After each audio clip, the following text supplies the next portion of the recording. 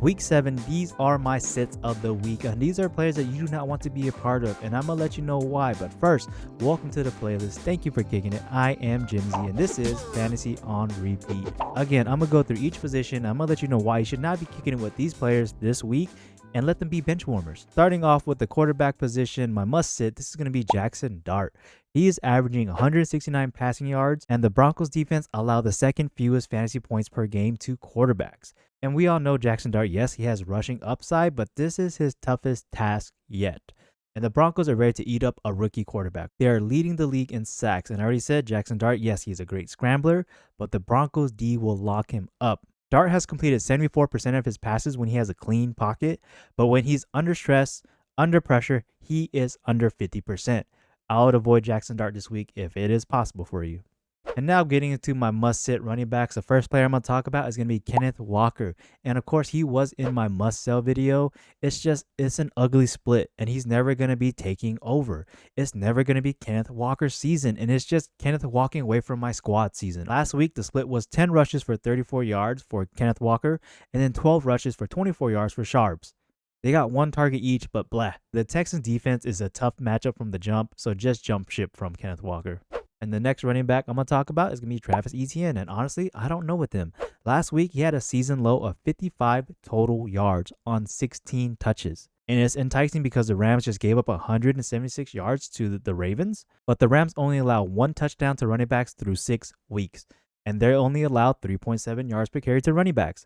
And the big mystery is, yes, it's an international game. We do not know what's going to happen. It can be spicy. You can go for it. But I just recommend that you sit him this week.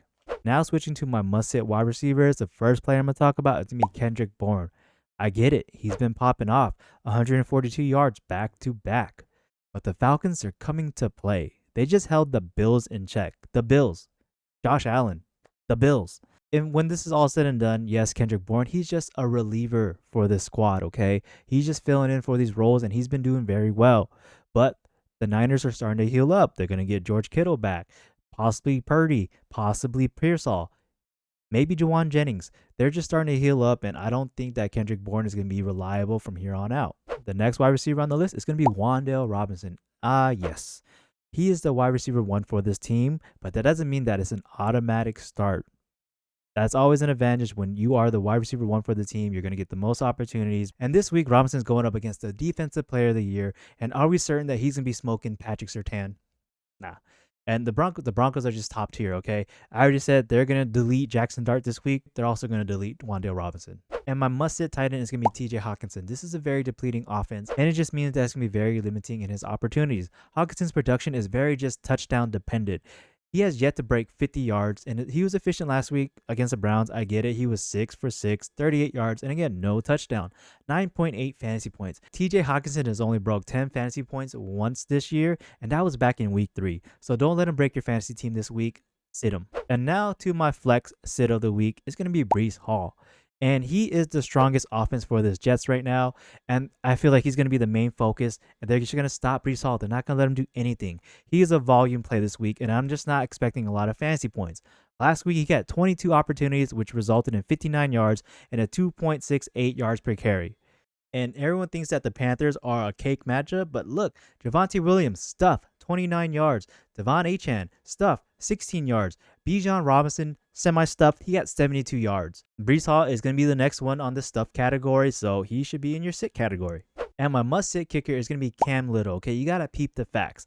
Last week, he got -2 fantasy points. He missed a field goal and a PAT. He is 10 for 13 on field goals and 13 for 14 on PATs. Cam Little is about to do little like Eddie Murphy. Sit him. The last position I'm going to go through for my must-sits is going to be the defense, and I'm going to go to the Minnesota Vikings. Yes, it was a bad call for my must-starts. Last time, I said the Eagles were a must-start, and they just fell apart. But I'm flipping the switch, and I'm going to kind of stay the course.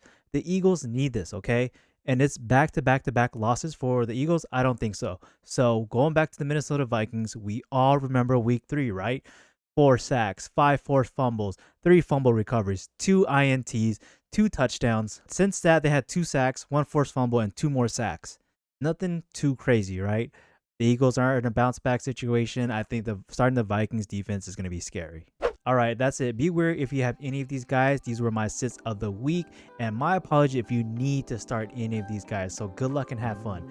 But if you want to cheer up, and if you haven't seen it yet, I also have my starts of the week, and these are players that have advantageous matchups, and you can peep it out the end or down below. And if you've seen it already, dope, thank you. And next up will be my mustache video, also my sneaky sleepers.